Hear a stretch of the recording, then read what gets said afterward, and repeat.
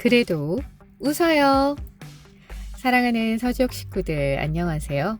2025년 8월 17일 믿음의 기초를 든든히 세우는 서지역 소식지입니다. 인간에게는 누구나 종교심이 있다고 합니다. 어려운 일이 닥치거나 힘든 일이 생길 때 본능적으로 신을 찾고 의지하고자 하는 마음이 생긴다고 하는데요.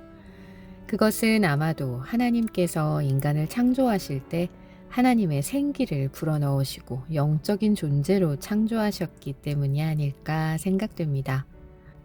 이 세상에 많은 종교들이 있다고 하지만 그 중에서도 교회, 우리가 믿는 하나님을 찾는 사람들. 그렇다면 사람들은 왜 교회를 찾는 것일까요? 마음의 평안을 얻기 위해서일까요? 공동체 안에서 어울리기 위해서일까요? 아니면 삶의 문제에 대한 해결을 기대하기 때문일까요? 물론 그런 이유도 있을 수 있습니다. 그러나 이런 필요들은 세상 속 다른 공동체를 통해서도 어느 정도 충족될 수 있습니다. 신학자 칼 바레트는 사람들이 교회를 찾는 가장 근본적인 이유는 하나님에 대한 질문에 답을 얻고자 하는 갈망 때문이라고 말합니다. 사람들은 의식적이든 무의식적이든 하나님을 만나고자 하는 영적 허기와 갈망을 안고 교회의 문을 두드린다는 것입니다. 그렇다면 교회는 그들에게 지적인 만족이나 정서적 위로를 주는 데에 머물러서는 안 되겠죠?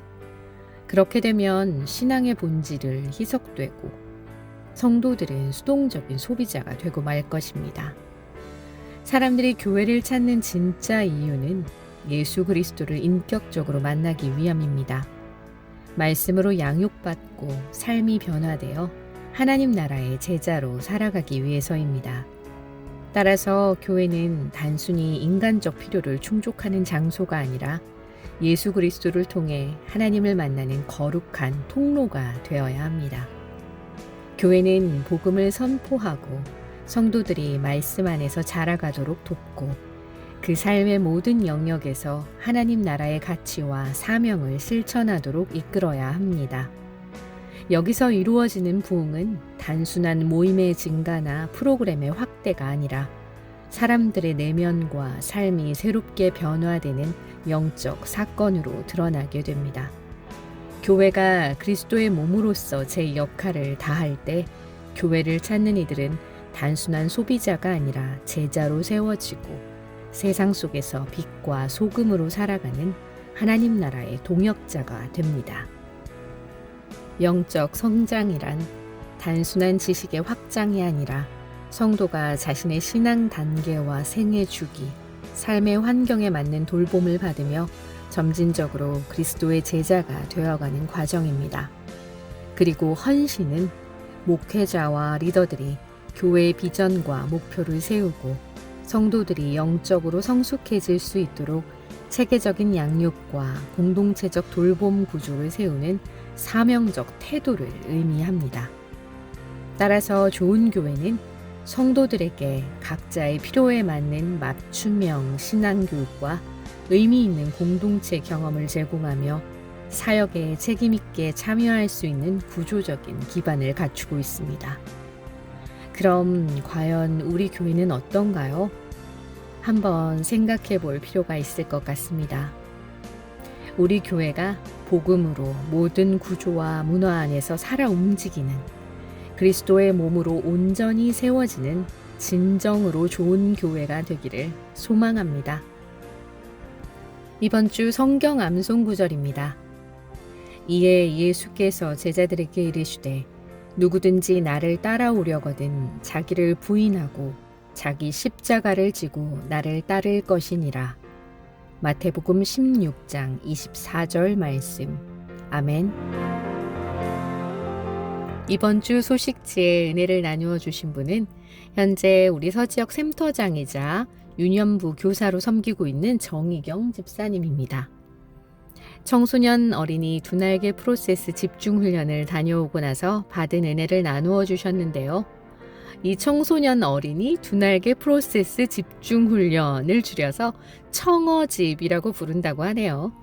앞으로 읽어드릴 글에서 청어집이라고 하는 것은 바로 이 훈련을 지칭하는 말이니 오해 없으시길 바랄게요. 그럼 한번 읽어볼까요? 청어집에 다녀와서 받은 은혜를 나누려고 합니다.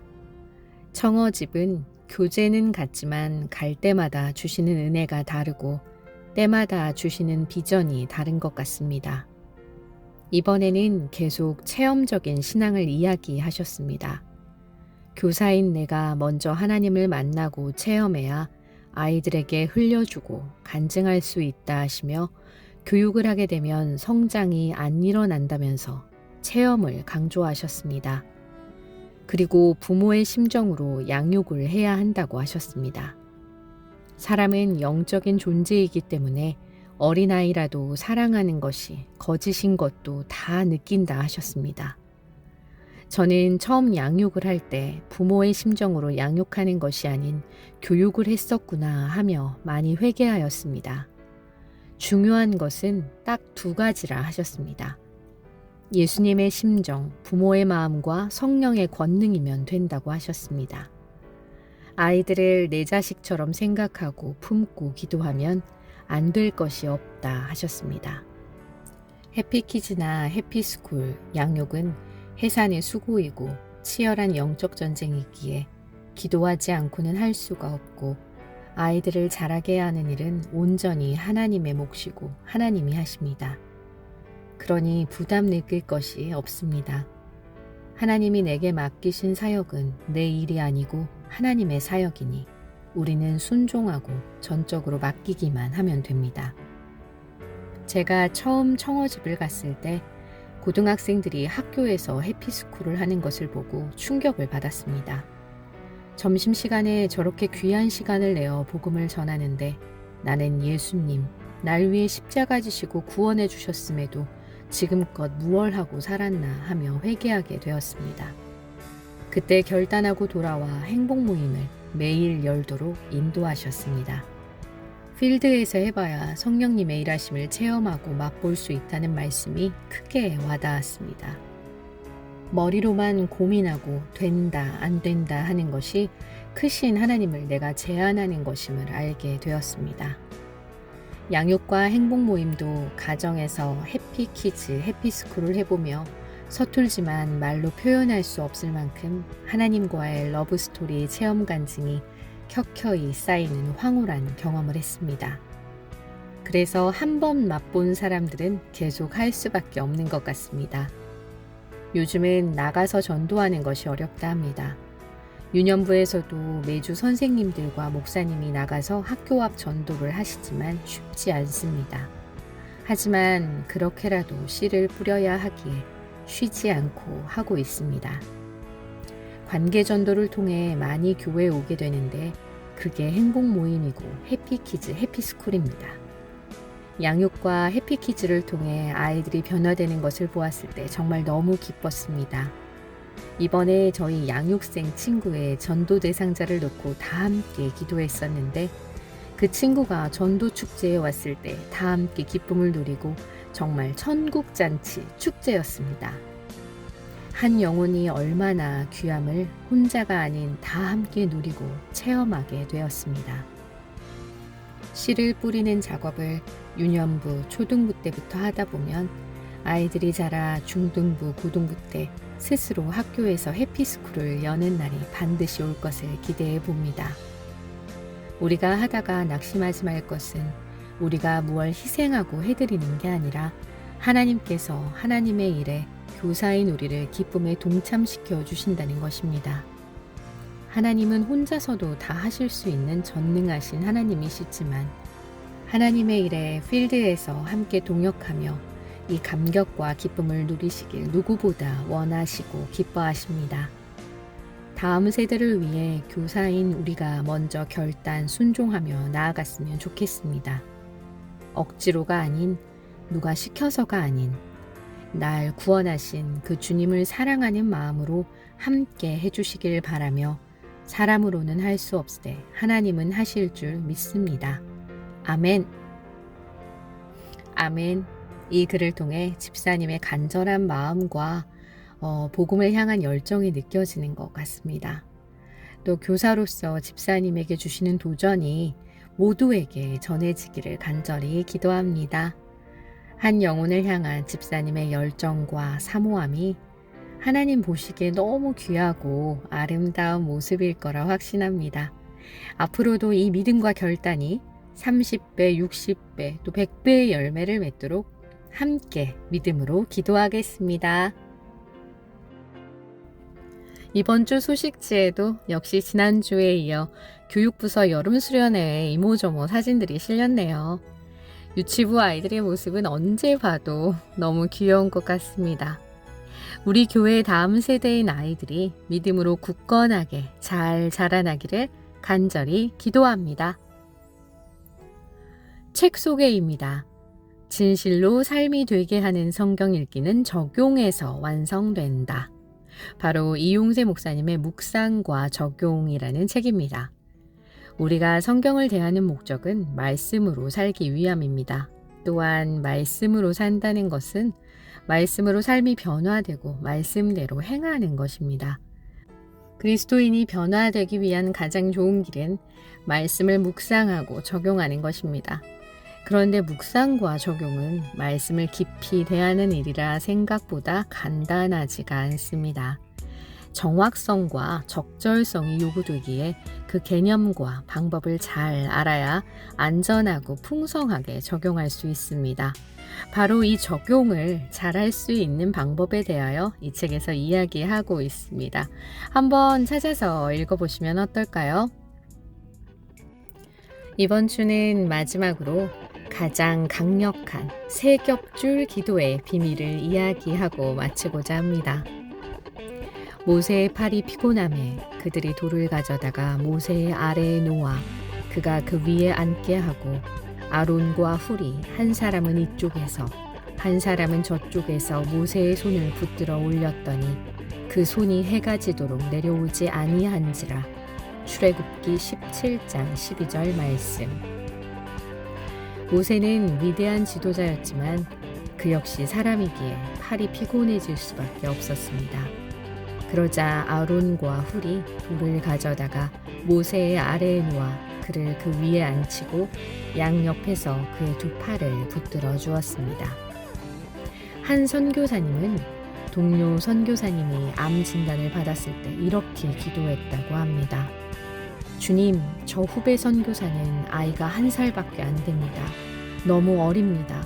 그 아이에게는 엄마가 필요합니다. 저는 자식도 다 키웠고 선교의 열매도 많습니다. 주님, 저 암을 제게 주세요. 후배 선교사가 더 살아서 열매를 맺을 기회를 주세요. 이것이 진정한 공동체입니다. 하나님의 나라를 위해 상대방의 아픔을 함께 짊어지고 하나님께 간절히 기도할 수 있는 것입니다. 그 결과 어떤 일이 있었을까요? 그 후배 선교사님은 하나님의 말씀을 받았습니다. 내가 죽지 않고 살아서 여호와께서 하시는 일을 선포하리라. 시편 118편 17절 말씀. 이 말씀을 굳게 붙잡고 수술을 받았습니다. 동료들의 도움으로 수술과 치료를 받았고 완치되어 10년이 지난 지금도 다음 세대를 위한 상담 교사로 일하고 계십니다. 할렐루야. 누가 하셨습니까? 하나님께서 하셨습니다. 우리가 기도로 하나 되면 이념보다 크신 하나님 나라의 가치를 바라보게 됩니다. 중보기도, 즉 도고기도는 분열된 공동체를 묶고 하나님의 영광을 드러내는 힘입니다. 공동체의 아픔과 탄식이 있다면 가장 먼저 해야 할 일은 기도입니다. 우리 공동체에 아픈 사람이 있다면 그들을 위해 누가 기도해야 할까요? 우리가 그들과 함께 해야 하지 않을까요? 당장 우리가 손을 들고 그분들을 위해 기도해야 합니다. 지금 당신이 직장 문제, 관계 문제로 손이 떨어질 것 같고 집안 문제가 풀리지 않아 절망적이라면 그것을 옆에 있는 형제 자매에게 고백할 용기가 필요합니다. 그것이 공동체입니다. 그리고 우리도 누군가에게 아론과 훌이 되어주어야 합니다. 너는 혼자가 아니야. 우리는 예수 그리스도의 몸된 교회 공동체잖아. 나는 힘이 없지만 우리 예수님은 오늘도 주야로 기도하시는 중보자셔. 우리 예수님은 졸지도 주무시지도 않고 포기하지 않으신다. 나는 그분을 믿는 믿음으로 너와 함께 할 거야. 너는 반드시 일어날 수 있어. 이렇게 기도하면 그 사람은 일어납니다. 그 사람은 반드시 회복됩니다. 주님이 살아계시기 때문입니다. 도구기도 모임을 통해 수많은 기적이 일어났습니다. 우울증이 나았고 공황장애가 치유되고 몸의 질병이 나았습니다.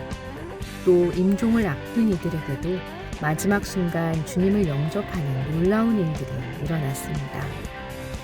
공동체의 기도 없이는 한 영혼을 품을 수 없습니다. 공동체의 기도가 없으면 다음 세대는 살아나지 않습니다. 우리 공동체의 기도가 일어났을 때 반드시 잃어버린 영혼들이 살아나게 됩니다. 우리 공동체의 기도가 있을 때 이 조국과 민족과 열방이 살아나게 됩니다. 기억하세요. 혼자서는 이길 수 없지만 함께하면 이깁니다. 하나님을 의지하고 공동체와 함께 할 때 어떤 어려움도 이겨낼 수 있습니다. 우리의 싸움은 이미 승리하신 예수 그리스도와 함께하는 싸움이기 때문입니다. 모세가 여호와 니시, 즉 여호와는 나의 깃발이라고 고백했듯이 우리도 주님을 우리의 깃발로 높이 들고 기도의 손을 들어 하나님의 영광을 위해 살아갑시다. 기도하면 살아납니다. 기도하면 반드시 살아납니다. 세겹줄은 쉽게 끊어지지 않습니다. 그럼 이번 한 주간도 주님이 주시는 새 힘을 얻어 승리하시기를 바라며 8월 17일 서지역 소식지 브리핑을 마치겠습니다. 그래도 웃어요.